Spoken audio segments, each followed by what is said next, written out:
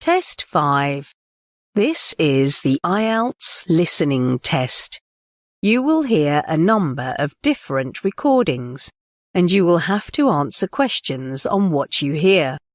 There will be time for you to read the instructions and questions, and you will have a chance to check your work. All the recordings will be played once only.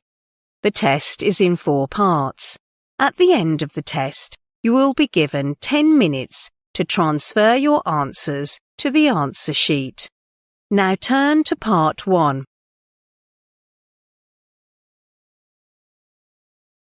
Part 1. You will hear a woman who works at an employment agency talking to a man about jobs he could apply for. First, you have some time to look at questions 1 to 6.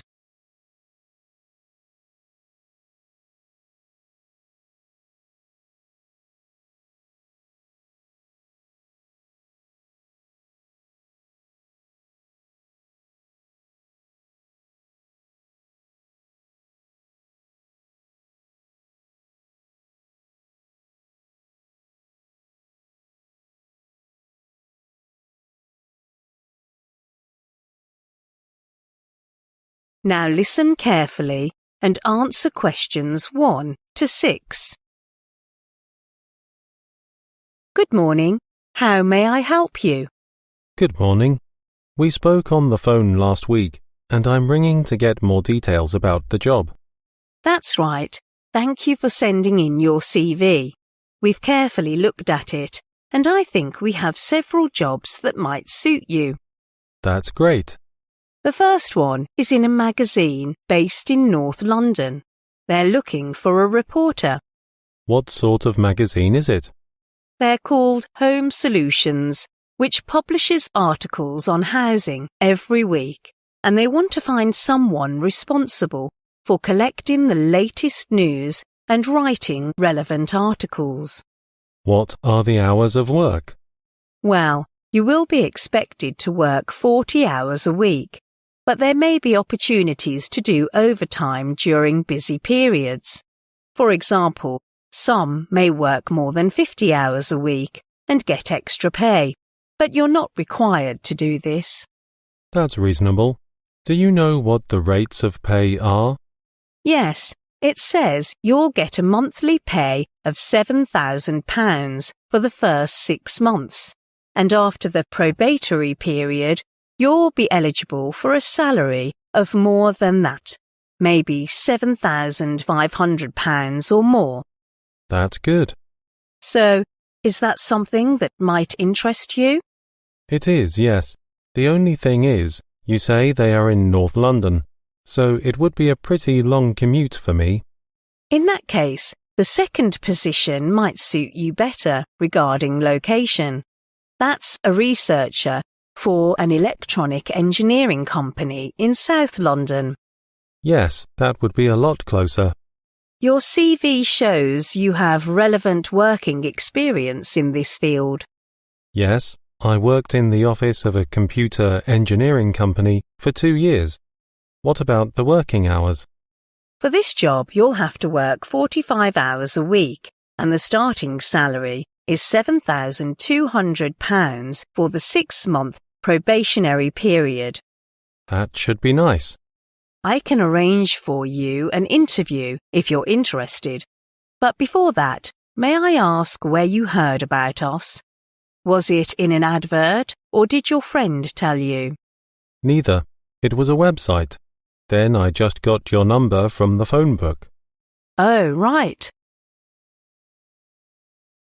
Before you hear the rest of the conversation, you have some time to look at questions 7 to 10.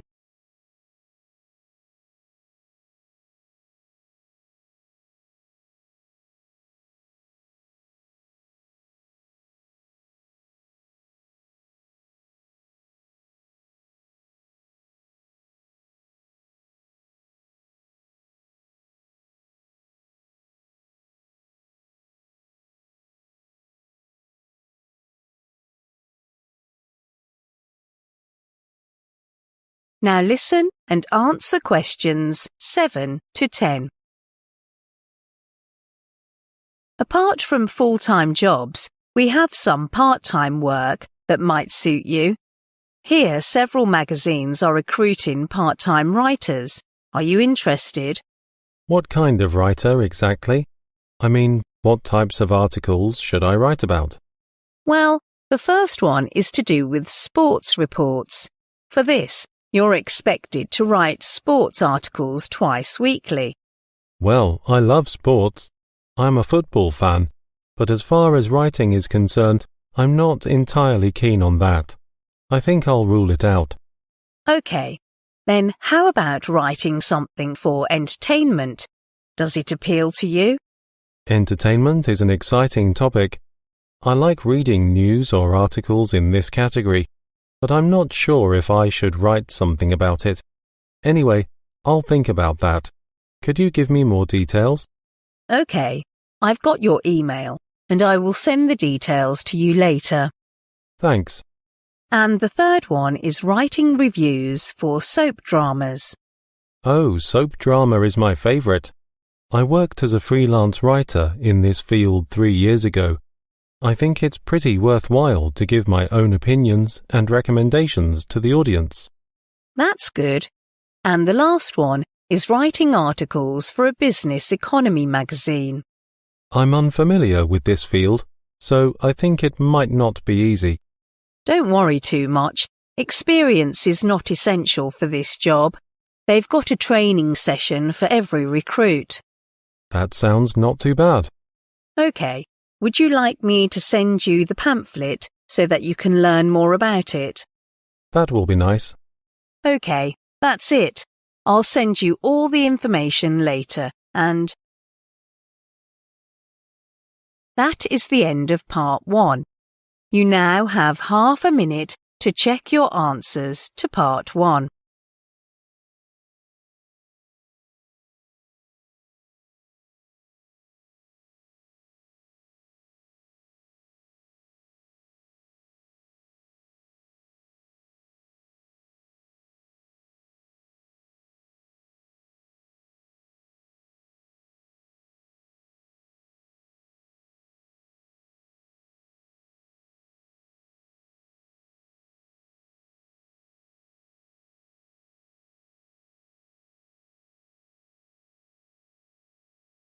Part 2.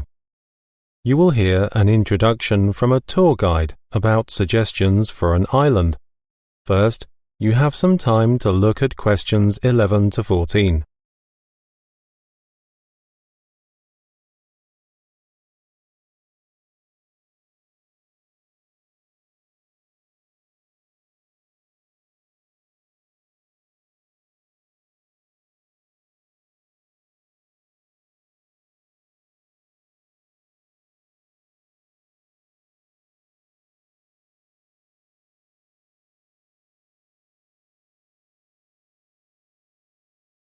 Now, listen carefully and answer questions 11 to 14. Hello everyone, I'm Hazel, the guide from Travel Light Agency. Since we mentioned the trip to Moona Island in the last programme, we've received several online messages from those who have been there. As a result, we've collected some helpful do's and don'ts for new visitors, which will hopefully help you to know the island better and enjoy your stay to the fullest. The first suggestion is about tips. Although tipping is required in most circumstances in Moona Island, the amount you should give differs significantly. If you take a taxi, there is no set rate on how much you should leave to the driver. Someone may give a generous tip if he thinks the service is fantastic. It's up to you entirely. However, if you go to the hairdressers or enjoy a meal in the restaurant and the bill comes with no service charge, a 10% tip is advisable. Moona Island has got relatively good medical service.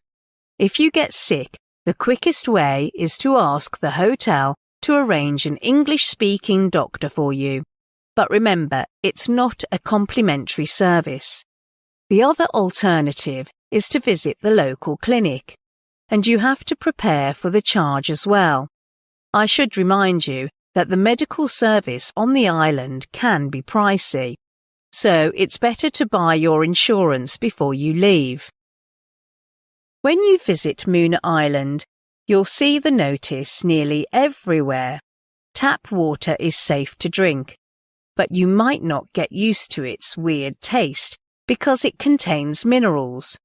In this case, you can buy bottled water sold in every shop, but you'd better make sure the sealed lid is untouched, as the locals often put tap water into the bottle. Before you hear the rest of the talk, you have some time to look at questions 15 to 20.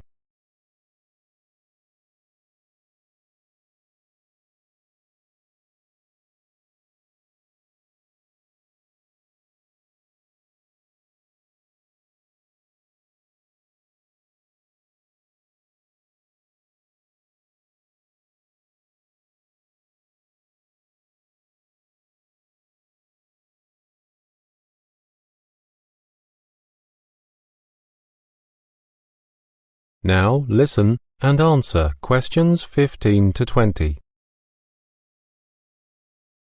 Then I'll focus on transportation in Moona Island. The bus is the most commonly used means of transportation for local residents. Although there aren't many bus lines, they're always on time. However, some people complained that the road was so bumpy that they even got nausea and dizziness. As a result, it's not a good choice if you want to sit peacefully and relax on the way.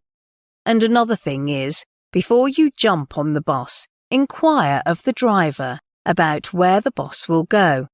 Unlike most cities, here in Moona Island, you cannot find the destination shown in front of the bus or at the bus stop.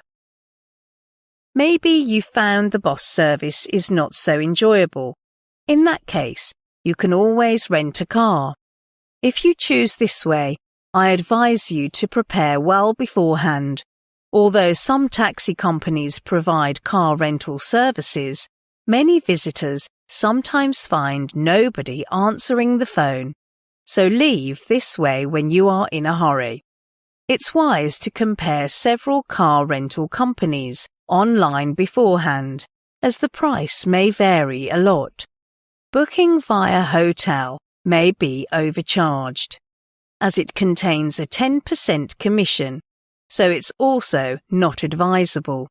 More importantly, don't forget to check with the company what the price covers in detail, like daily rental expenses, car insurance, commission, etc. It usually includes unlimited mileage too, but fuel is excluded.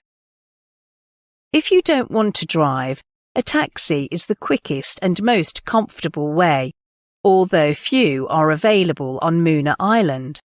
If you want to find a taxi quickly, it's not a good idea to reserve through the taxi company, as sometimes you'll have quite a wait, especially in the rush hour. The easiest way is just waving your hands on the street to stop the taxi. Otherwise, the driver will drive away directly after he drops off the guests. Oh, another thing is, I have to remind you that there is no meter for taxis in Moona Island, so before you jump in the taxi, you'd better negotiate with the driver about how much you're going to pay. For example, if you take a taxi from the airport at night, it may cost you. So confirm the price before you get in. Okay, that's all about the tips for Moona Island that I want to share today. And are there any questions? That is the end of part 2. You now have half a minute to check your answers to part 2.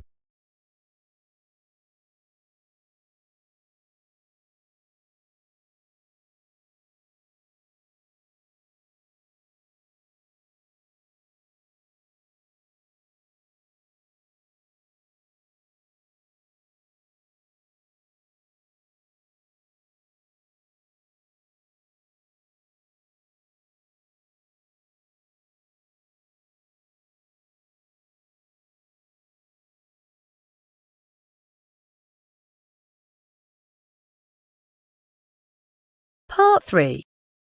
You will hear a student talking to a tutor at her college about the possibility of changing her course. First, you have some time to look at questions 21 to 24.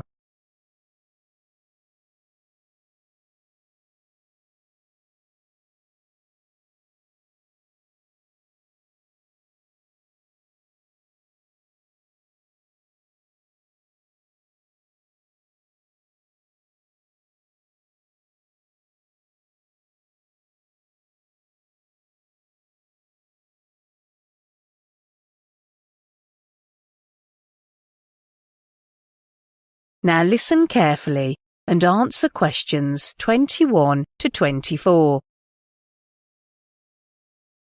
Excuse me, Professor. Can I talk to you for a minute? Yes, do come in. So you're Sally Lehman? That's it. You want to discuss with me changing courses, right? Yes. All right. What course are you doing at present, Sally? It's economic history. Okay. And when did you begin this course? Let me think. It was last September. Right. Good. Before we talk through all your problems with the course, I want to know what courses you'd like to change to. Well, there are several courses that I've thought about, but my first choice would be politics. Oh, it's one of the most popular courses in our college. Yes, I know. So it means there might not be places available. That's right. I'll still make a note of that, but it's better to give another option. Well, I've thought of changing the course entirely to business studies, but then I realised it is new to me, so I think philosophy might be a better choice. Before you hear the rest of the conversation, you have some time to look at questions 25 to 30.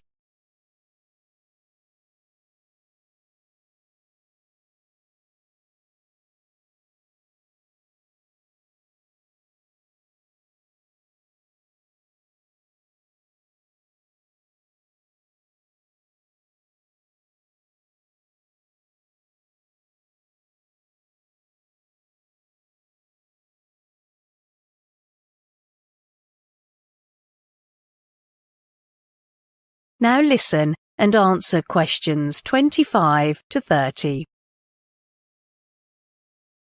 Okay, that's useful to know. Then let's talk through any problems you've been having at the moment and see if there is any possibility for us to offer help. After all, with all the efforts that you've made already, it'll be a pity to give up the present course and completely start a new one. Yes, I agree with that. I've learned something valuable about economic history. Good.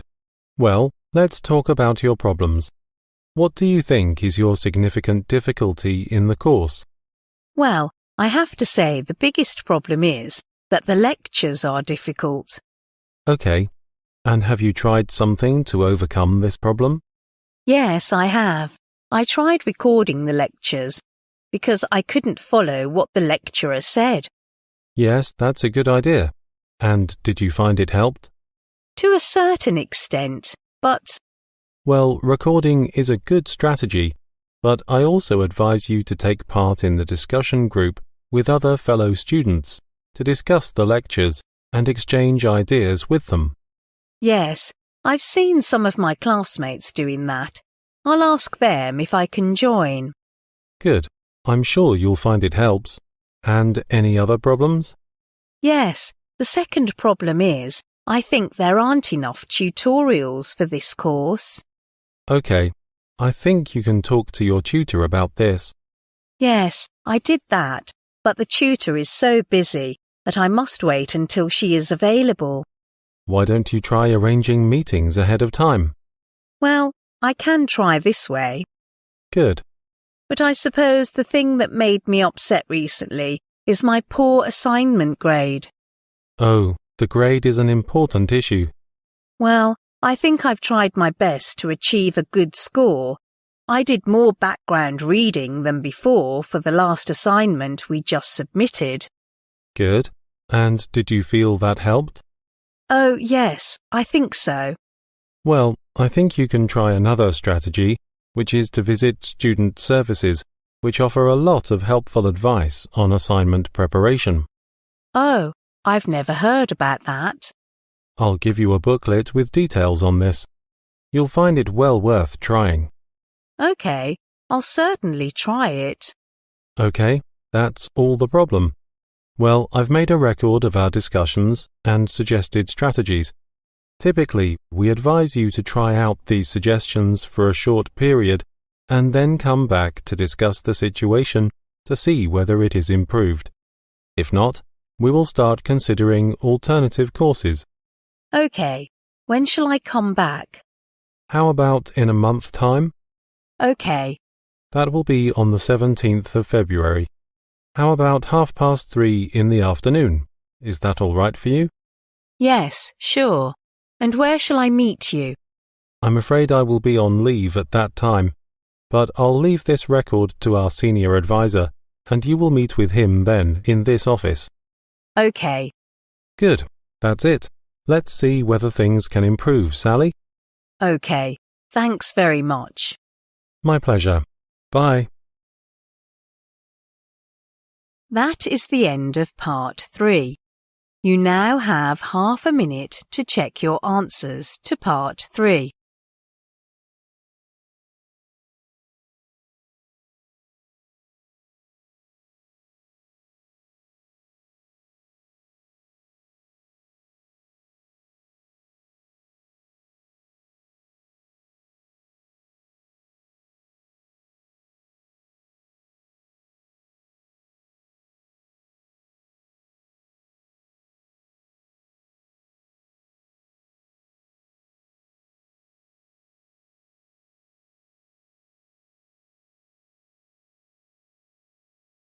Part 4.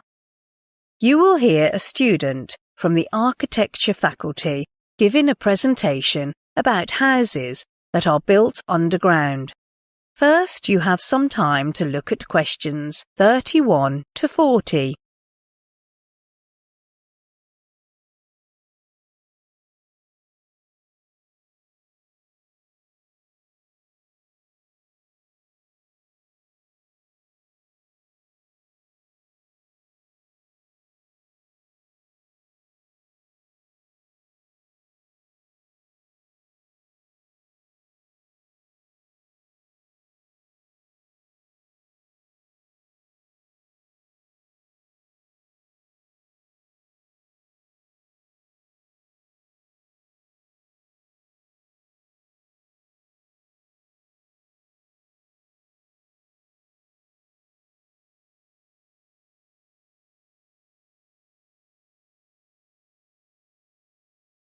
Now listen carefully and answer questions 31 to 40. For my presentation today, I will focus on earth-sheltered housing, or underground housing as it's more commonly known. I'll illustrate how it can meet the demands of ecological, environmental planning regarding building and energy resources. Let's first look at the advantages of earth-sheltered housing. Perhaps the most significant merit of earth-sheltered housing is the low impact on the environment, since houses built underground can hardly be seen from the surface. Then, earth-sheltered houses are not only environmentally friendly, but also surprisingly efficient regarding energy. It is because underground housing can make great use of the alternative technologies to improve energy efficiency. Moreover, many earth-sheltered housing projects use natural, non-toxic building materials. Some are even more durable than standard building materials. As a result, earth-sheltered houses have a lifespan of 500 years or more. This type of building technique means less exposure to the outside elements like sunshine, storm, snow, etc. So it can give the houses actual protection and keep the maintenance of the houses to the minimum. Earth-sheltered houses also give people a quiet environment. As we know, noise is a severe problem in modern society, and many people consider moving home because of this.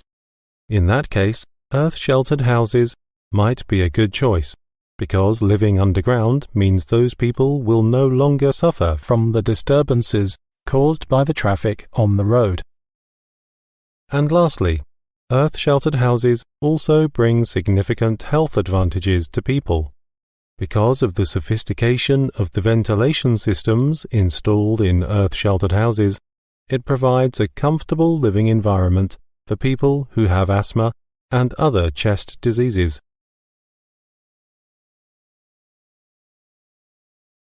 Then let's move on to earth-sheltered housing in the UK. Despite all the apparent advantages we mentioned above, earth-sheltered housing still isn't a popular choice for most British families, as the statistics show. The British Earth Sheltering Association tries to persuade people to try this type of accommodation, saying that it's easier to get planning permission for an earth-sheltered house. In contrast, for a conventional home, there is always too much red tape. A lot of evidence shows that the building development offices are more sympathetic to earth-sheltered projects, especially in the conservation areas. On the sites where conventional houses aren't usually allowed to build, earth-sheltered housing might be a feasible solution. And there is even a possibility that one day earth-sheltered houses can take the place of mobile homes along the coastlines in the UK. In the last part, I'd like to talk about two different projects in the UK, Mole Manor and Hockerton. When it was first built, Mole Manor attracted wide publicity around the world. A newspaper poll conducted by the Earth Sheltering Association showed that Mole Manor was voted as one of the 12 most desirable places to live in the world. Similarly, Hockerton aroused considerable interest from the international media as well, winning several awards for its innovative environmental design. The running cost for Mole Manor is much lower than that of conventional houses.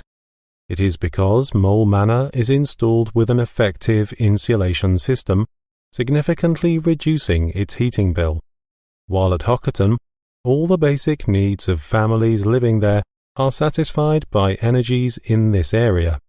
For example, wind power, solar energy and rain are used to generate enough warmth, water for washing and drinking, and electricity for lighting and cooking. As a result, people there can live a lifestyle in harmony with the environment.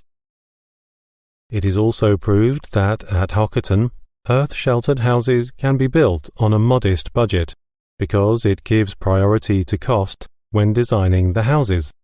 But it is not the case with Mole Manor, which pays more attention to style than cost. Compared with the homely cottage style at Hockerton, the houses at Mole Manor are expensive, beautiful, and comfortable, and it is said that these houses are worth more than £800,000 today. In conclusion, Mole Manor and Hockerton projects show that earth-sheltered housing has numerous advantages. They can not only provide comfortable and stylish houses to people, but are also beneficial to the environment. And with the help of new energy-saving technology, it can meet all the criteria for ecological and environmental planning. That is the end of Part 4. You now have 1 minute to check your answers to Part 4.